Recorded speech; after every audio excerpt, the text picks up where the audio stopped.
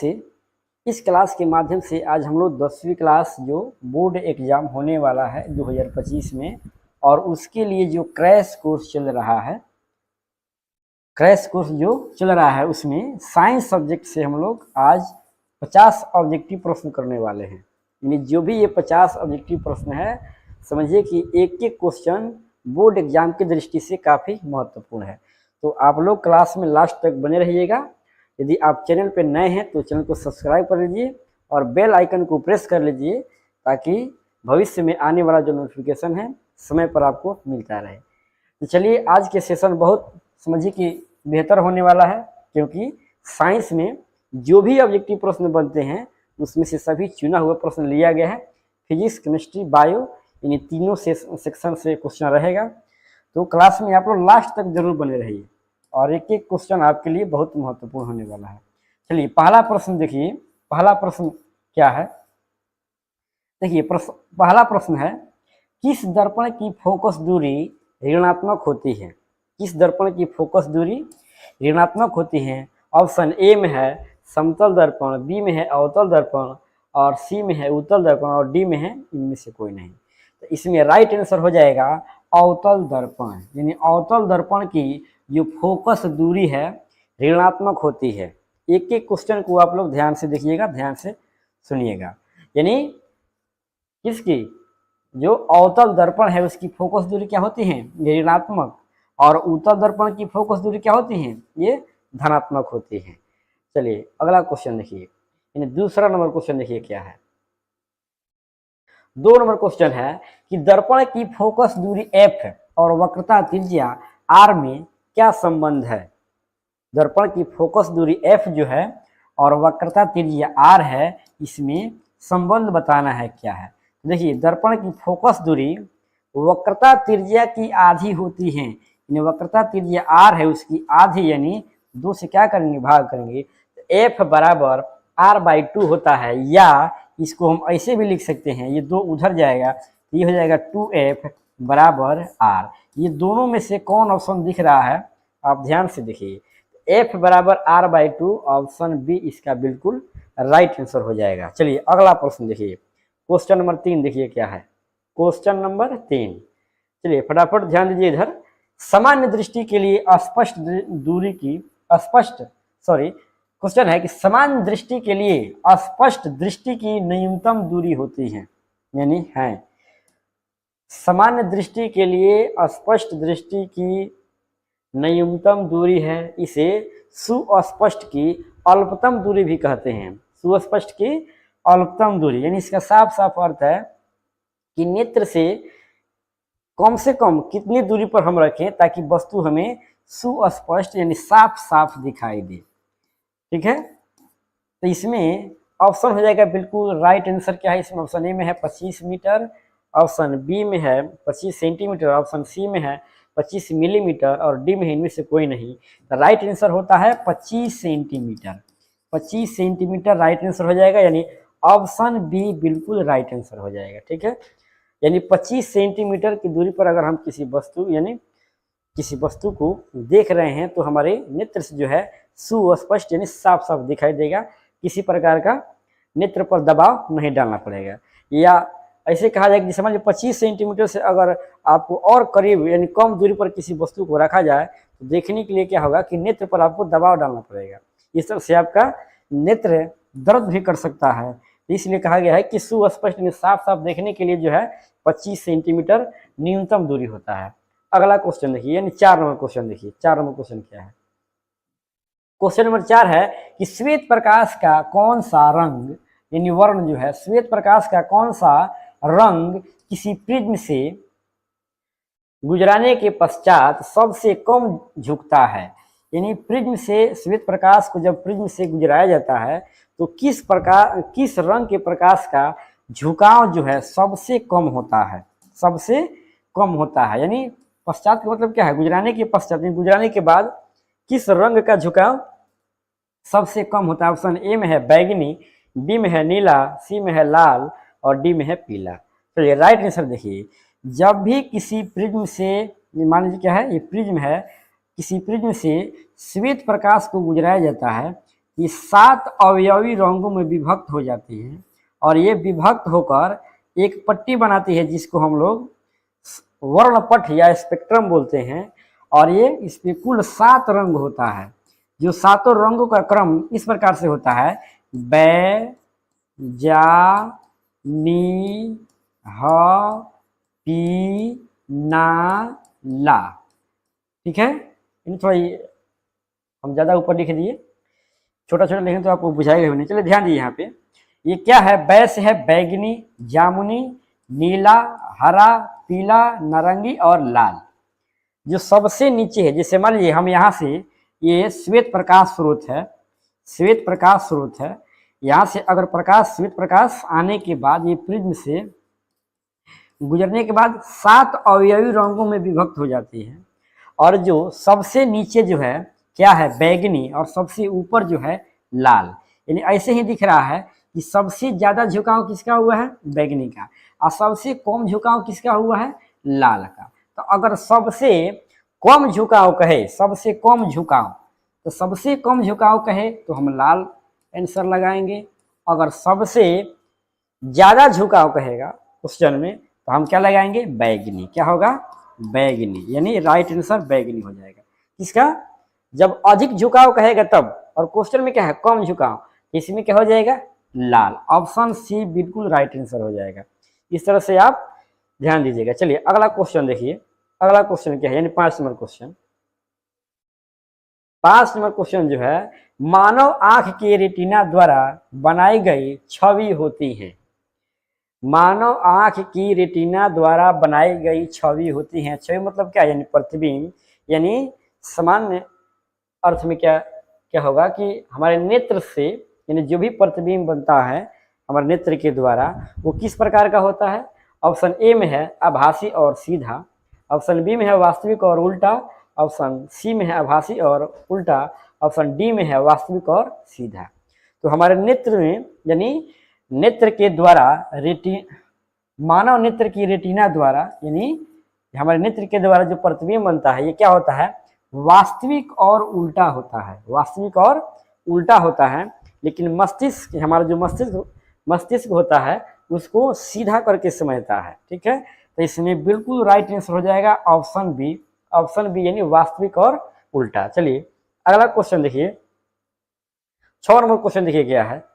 6 number question है कि आकाश का रंग नीला क्यों प्रतीत होता है? यानी आकाश का रंग नीला प्रतीत होता है, इसका कारण क्या है? तो इसका कारण है प्रकीर्णन, यानी ऑप्शन बी इसका बिल्कुल राइट आंसर हो जाएगा। प्रकाश के प्रकीर्णन के कारण आकाश जो है नीला दिखाई देता है। किसके कारण? प्रकीर्णन के कारण। चलिए अगला क्वेश्चन देखिए। 7 नंबर क्वेश्चन देखिए। 7 नंबर क्वेश्चन में क्या है? किस दर्पण से वस्तु का प्रतिबिंब बड़ा बनता है? बड़ा प्रतिबिंब बनाना है। कैसा बनाना है? बड़ा प्रतिबिंब। ठीक है, यानी किस दर्पण से वस्तु का बड़ा प्रतिबिंब बनेगा? तो इसमें राइट आंसर हो जाएगा अवतल दर्पण। अवतल दर्पण से प्रतिबिंब जो है ये बड़ा बनता है, और उत्तल दर्पण से बड़े क्षेत्र का, विस्तृत क्षेत्र का छोटा प्रतिबिंब बनता है। यानी उत्तल में छोटा बनेगा, अवतल में बड़ा बनता है। तो राइट आंसर हो जाएगा ऑप्शन बी, अवतल दर्पण। चलिए अगला प्रश्न, 8 नंबर प्रश्न देखिए क्या है।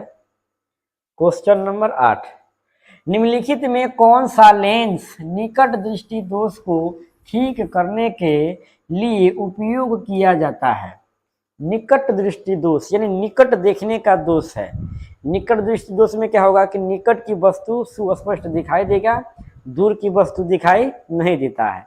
तो एक हम ट्रिक बताए थे शॉर्ट वीडियो में कि कम वाला कम के साथ और अधिक वाला अधिक के साथ। यानी अगर इसमें देखिए, इसमें क्या है, निकट होता है और एक होता है दूर दृष्टि। तो निकट में क्या है? अधिक अक्षर है, और दूर में क्या है? कम अक्षर है। तो इसमें अधिक वाला अधिक के साथ और कम वाला कम के साथ। यानी निकट दृष्टि दोष का उपचार अवतल लेंस के द्वारा होता है। किसके द्वारा? अवतल लेंस के द्वारा होता है। और दूर दृष्टि दोष का उपचार किसके द्वारा? तो उत्तल लेंस हो जाएगा। चलिए इस तरह से हमारा जो राइट आंसर है ऑप्शन सी हो जाएगा क्वेश्चन नंबर 8 का। चलिए अगला प्रश्न देखिए। अगला प्रश्न, निम्नलिखित में कौन उपकरण विद्युत धारा की उपस्थिति दर्शाता है? यानी कौन ऐसा युक्ति है जिसके द्वारा विद्युत धारा की उपस्थिति को दर्शाया जाता है? इसमें राइट आंसर होगा गैल्वेनोमीटर, जो ऑप्शन ए में है, गैल्वेनोमीटर। ऑप्शन ए बिल्कुल राइट आंसर हो जाएगा, गैल्वेनोमीटर। चलिए अगला क्वेश्चन, अगला क्वेश्चन 10 नंबर क्वेश्चन देखिए क्या है। क्वेश्चन नंबर 10, दाएं हाथ के अंगूठे के नियम को किसने प्रतिपादित किया था? ठीक है, यानी दाएं हाथ का जो नियम है ये किसने प्रतिपादन किया था? तो मैक्सवेल का दक्षिण हस्त नियम।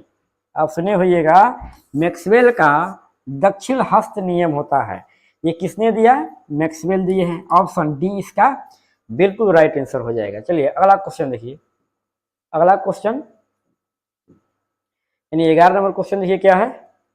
विभवांतर का एस आई मात्रक, वी से विभवांतर और वी से क्या? वोल्ट, यानी व से दोनों अक्षर से मिला दीजिए।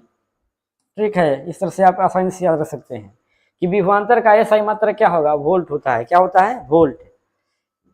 विभवांतर का एस आई मात्रक वोल्ट, यानी ऑप्शन ए आंसर हो जाएगा। चलिए अगला क्वेश्चन 12 नंबर क्वेश्चन देखिए। क्वेश्चन नंबर 12 में क्या है कि निम्नलिखित में किस संयोजन द्वारा प्रतिरोध का मान बढ़ता है? यानी प्रतिरोध का मान इसमें क्या होता है? बढ़ता है। तो श्रेणी क्रम जो संयोजन होता है उसमें प्रतिरोध का मान क्या होता है? बढ़ता है, यानी ऑप्शन ए बिल्कुल राइट आंसर हो जाएगा।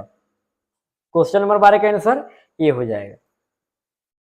चलिए अगला क्वेश्चन यानी 13 नंबर क्वेश्चन देखिए क्या है।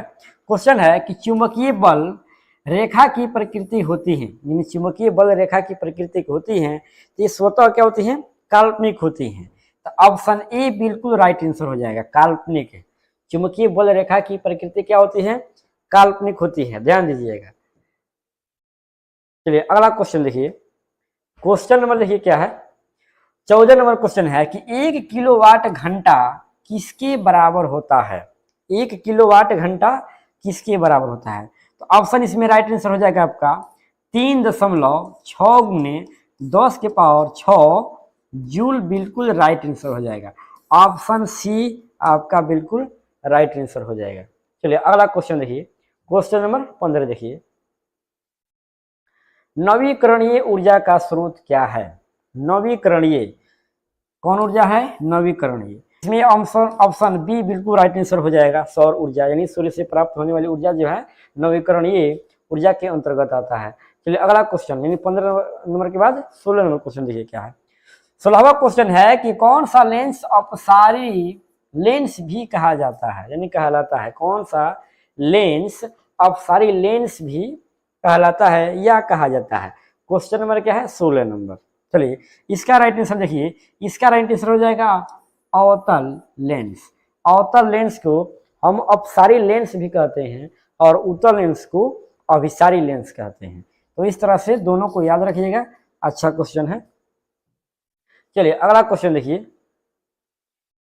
कह रहा है कि प्रकाश का प्राथमिक वर्ण होता है, प्रकाश का प्राथमिक वर्ण होता है।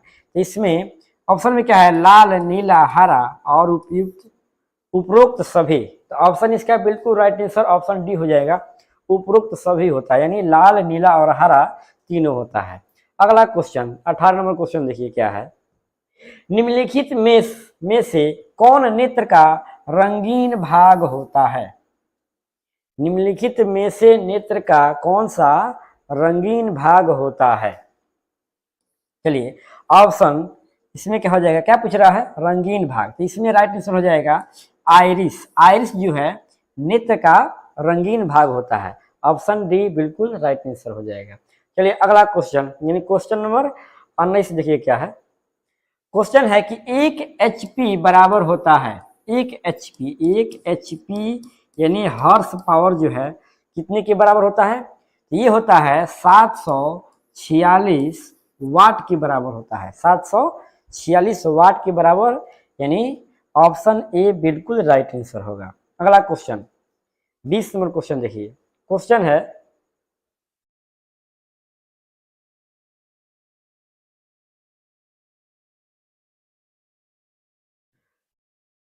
विशालक शीशा मैग्नीफाइंग ग्लास होता है, यानी जो विशालक शीशा है जिसको हम क्या बोलते हैं, मैग्नीफाइंग ग्लास बोलते हैं, वो किसका बना होता है? ऑप्शन ए में है अवतल लेंस, बी में है उत्तल लेंस, और सी में है अवतल लेंस, और डी में है उत्तल लेंस। ठीक है, तो इसका आंसर आप लोग कमेंट बॉक्स में दीजिएगा। सॉरी, इसका आंसर आप लोग ए है या बी है या सी है या डी, आप लोग कमेंट्स बॉक्स में जरूर दीजिएगा। ठीक है, चलिए अगला क्वेश्चन। इस क्वेश्चन का जवाब आप लोगों को कमेंट्स बॉक्स में जरूर लिखना है। अगला क्वेश्चन देखिए, अगला जो क्वेश्चन है कि जब किसी चालक तार से विद्युतीय धारा प्रवाहित होती है तो गतिशील कण है, यानी जब किसी चालक तार से विद्युत धारा का प्रवाह होता है तो उसमें जो गतिशील कण होता है वो क्या होता है? तो उसमें इलेक्ट्रॉन होता है, इलेक्ट्रॉन। ऑप्शन डी बिल्कुल राइट आंसर हो जाएगा। चलिए अगला क्वेश्चन देखिए, 22 नंबर क्वेश्चन। एम्पियर घंटा मात्रक है, क्वेश्चन क्या है? एम्पियर घंटा मात्रक है। ऑप्शन ए में है शक्ति का, बी में है आवेश का, और सी में है ऊर्जा का, डी में इनमें से कोई नहीं। तो इसमें हो जाएगा आपका ऑप्शन बी बिल्कुल राइट आंसर हो जाएगा, आवेश का। एसआई यानी मात्रक जो है एम्पियर घंटा होता है। एम्पियर घंटा मात्रक किसको होता है? आवेश का मात्रक होता है एम्पियर घंटा। चलिए अगला क्वेश्चन देखिए, 23 नंबर क्वेश्चन देखिए क्या है। निम्नलिखित में कौन सा मात्रक वाट के बराबर होता है? निम्नलिखित में कौन सा मात्रक जो है वाट के बराबर होता है? वाट के बराबर, तो इसमें जूल पर सेकेंड होता है, जूल पर सेकेंड। ऑप्शन ए बिल्कुल राइट आंसर हो जाएगा। चलिए अगला क्वेश्चन, अगला क्वेश्चन 24 नंबर क्वेश्चन देखिए। विद्युतीय धारा का मात्रक है, विद्युतीय धारा का मात्रक एम्पियर होता है। ऑप्शन ए बिल्कुल राइट आंसर हो जाएगा, एम्पियर। चलिए अगला क्वेश्चन देखिए। चीनी का रासायनिक सूत्र, चीनी का रासायनिक सूत्र होता है, इसका रासायनिक सूत्र जो है C12H22O11। ऑप्शन बी बिल्कुल राइट आंसर हो जाएगा, ऑप्शन बी। अगला प्रश्न यानी 26 नंबर क्वेश्चन देखिए क्या है। 26 नंबर, शरीर में भोजन का पाचन किस प्रकार की अभिक्रिया है? यानी हमारा जो शरीर में भोजन का पाचन होता है वो किस प्रकार की अभिक्रिया है? तो उपचयन अभिक्रिया है। कौन है? उपचयन अभिक्रिया। ऑप्शन ए बिल्कुल राइट आंसर होगा। चलिए अगला क्वेश्चन, अगला क्वेश्चन कह रहा है कली चूना पर जब जल डाला जाता है तब अभिक्रिया होती है। कली चूना पर जब जल डाला जाता है, यानी सूखे हुए चूने पर हम जब जल डालते हैं तो क्या होता है? उसमें से ऊष्मा निकलता है, ऊष्मा निकलता है, यानी उसको हम ऊष्मा छेपी अभिक्रिया बोलते हैं। ऊष्मा छेपे यानी जैसे मान लीजिए आप चूना को रखिए, उसमें पानी डालिए और वहाँ पे जब हाथ ले जाएगा तो वहाँ पे गर्म महसूस होगा, तो इस तरह से उसमें से ऊर्जा यानी ऊष्मा निकलता है, इसलिए उसको ऊष्मा छेपी अभिक्रिया बोलते हैं, यानी ऑप्शन ए राइट आंसर हो जाएगा। अगला क्वेश्चन, अगला क्वेश्चन देखिए कि निम्नलिखित में कौन सबसे अधिक अभिक्रियाशील है? सबसे अधिक अभिक्रियाशील, इसमें राइट आंसर हो जाएगा Cu, यानी कॉपर राइट आंसर हो जाएगा Cu। चलिए अगला क्वेश्चन 29 नंबर क्वेश्चन देखिए क्या है। क्वेश्चन नंबर 29 क्वेश्चन है चूना जल का रासायनिक सूत्र। चूना जल का रासायनिक सूत्र, चूना जल यानी चूना है और जल दोनों एक दूसरे में क्या है? मिला हुआ है, जिसको हम बुझा हुआ चूना भी बोलते हैं। क्या बोलते हैं? बुझा हुआ चूना, बुझा हुआ चूना। तो इसका सूत्र होता है, अगर केवल चूना रहेगा या कली चूना रहेगा तो इसका होता है CaO, और बुझा हुआ रहेगा तो इसमें हम जल मिला देंगे, यानी जल से जब अभिक्रिया हो जाएगा तो ये बनता है CaOH का होल 2। ऑप्शन डी बिल्कुल राइट आंसर हो जाएगा, ऑप्शन डी बिल्कुल राइट आंसर हो जाएगा। चलिए अगला क्वेश्चन 30 नंबर क्वेश्चन देखिए क्या है। क्वेश्चन नंबर 30 कह रहा है कि कोई विलयन लाल लिटमस पत्र को नीला कर देता है, उसका pH मान है। कोई विलयन जो है वो क्या करता है, लाल लिटमस पत्र को नीला कर देता है। तो पूछा जा रहा है कि वो जो विलयन है उसका पीएच मान क्या है, पीएच मान बताना है। तो देखिए क्षार लाल लिटमस पत्र को नीला कर देता है, यानी क्षारीय प्रकृति के जो पदार्थ होते हैं वो क्या करते हैं, लाल लिटमस पत्र को नीला कर देते हैं। तो देखिए अम्लीय का पीएच मान 7 से कम होता है, ये हो गया 7 और ये 7 से इधर कम, ये 7 से अधिक। अगर 7 रहेगा तो उदासीन होगा, उदासीन होगा।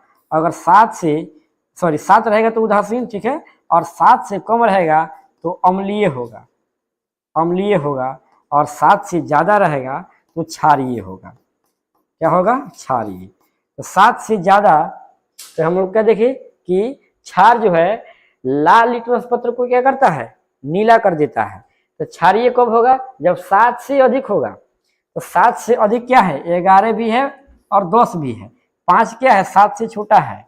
इसमें ऑप्शन हो जाएगा ए और बी, ए और बी दोनों। ऑप्शन डी इसका राइट आंसर हो जाएगा, ऑप्शन डी बिल्कुल राइट आंसर होगा।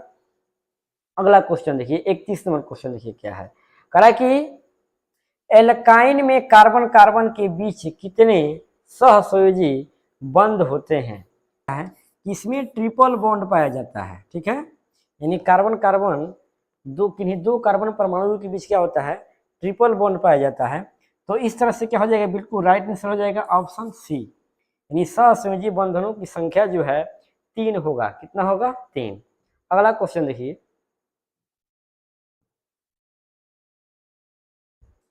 ग्लूकोज का आणविक सूत्र क्या होता है या क्या है, किसका, ग्लूकोज का सूत्र बताना है।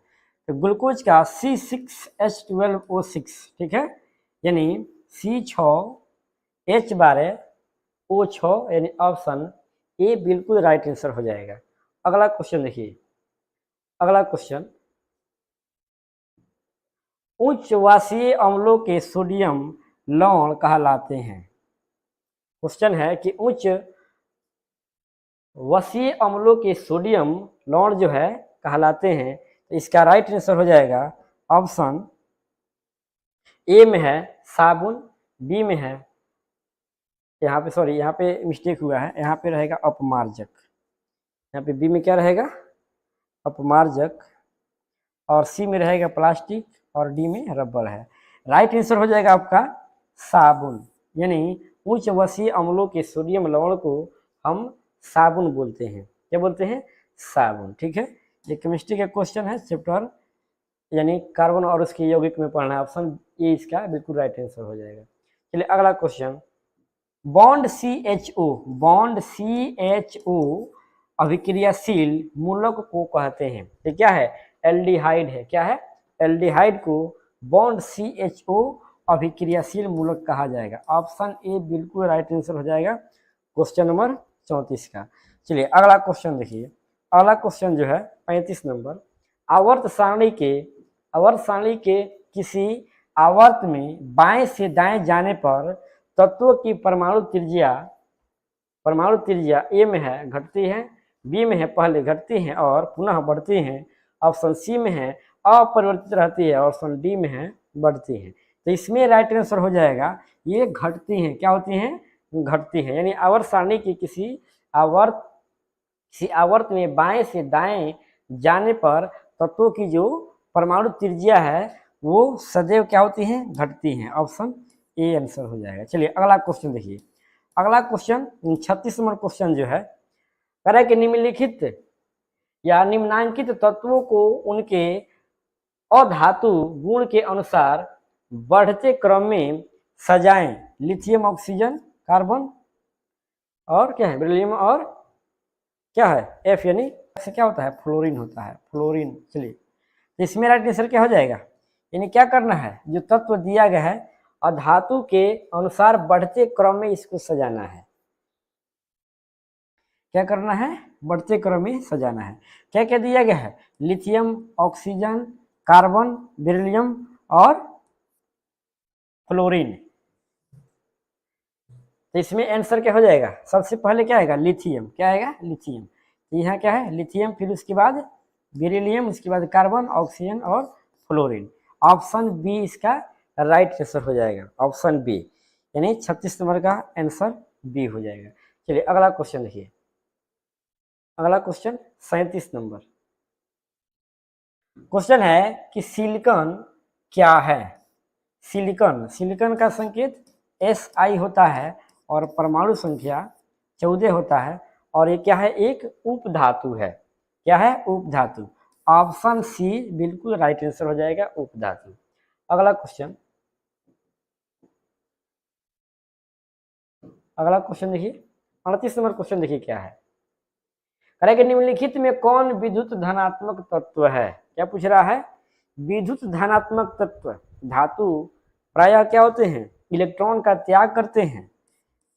धातु जो है प्रायः इलेक्ट्रॉन का त्याग करते हैं, धन आयन बनाते हैं, धन आयन बनाते हैं, और वे क्या होते हैं, विद्युत धनात्मक तत्व कहलाते हैं। तो इसमें क्या हो जाएगा, सोडियम जो है एक धातु, क्या है, एक क्या है, धातु है। क्या है, धातु है, जो क्या होता है, धन आयन बनाता है। तो ऑप्शन क्या हो जाएगा, ऑप्शन सी बी, यानी सी जो है बिल्कुल राइट आंसर होगा, सोडियम यानी Na।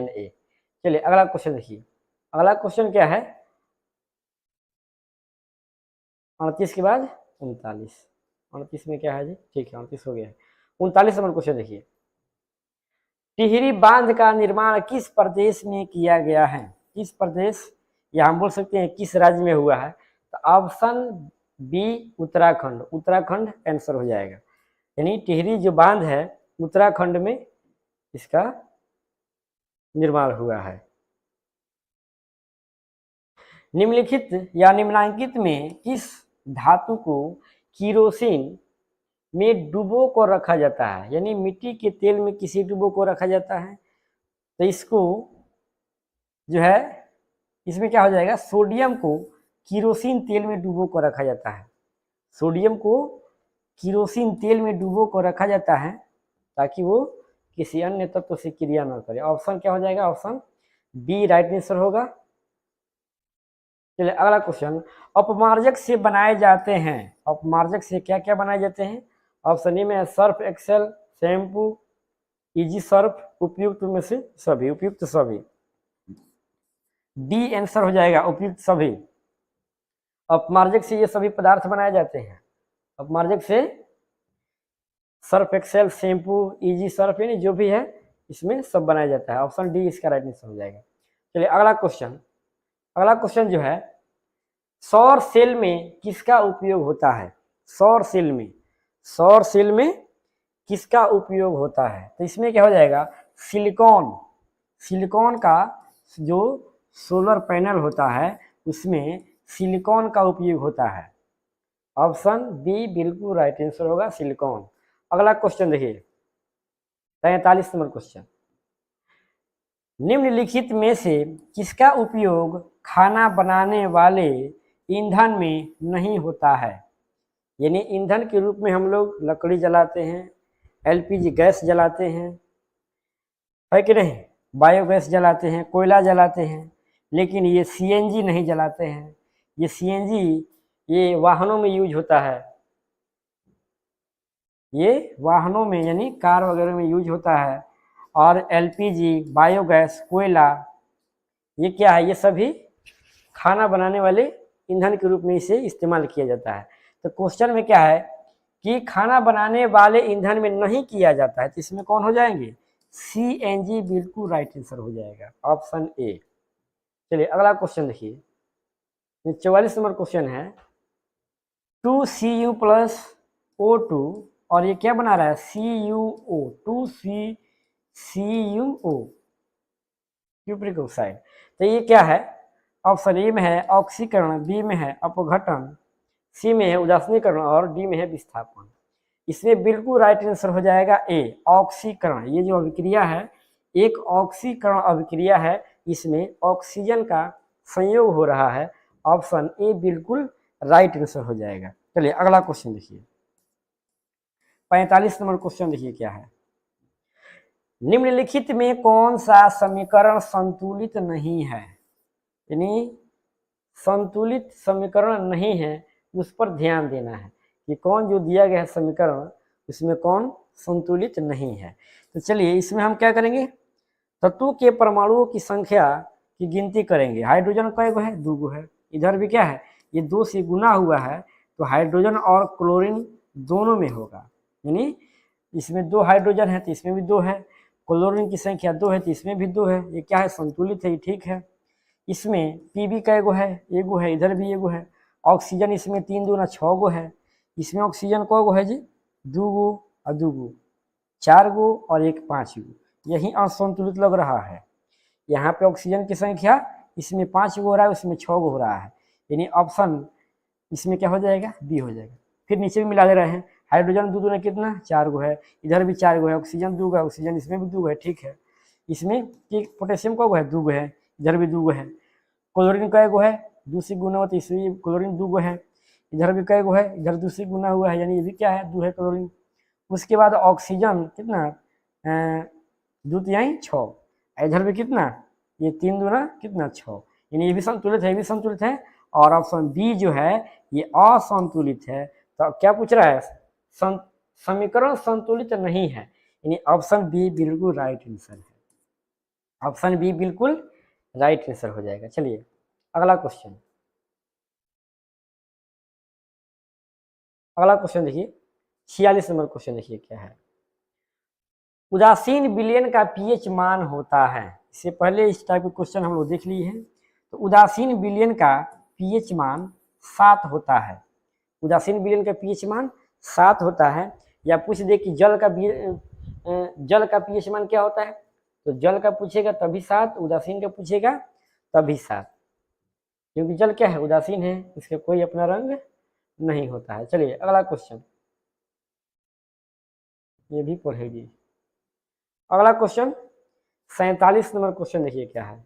कह रहा है कि निम्नलिखित में कौन दुर्बल अम्ल है। दुर्बल अम्ल ऑप्शन ए में है HNCO3, ऑप्शन बी में है HCl, ऑप्शन सी में है CH3COOH, ऑप्शन डी में है H2SO4। ऑप्शन इसमें सी बिल्कुल राइट आंसर हो जाएगा, CH3COOH यानी एथेनोइक अम्ल। ऑप्शन सी इसमें बिल्कुल राइट आंसर हो जाएगा। चलिए अगला क्वेश्चन, 48 नंबर क्वेश्चन देखिए जो क्या है। कह रहा है कि क्रायोलाइट अयस्क हैं।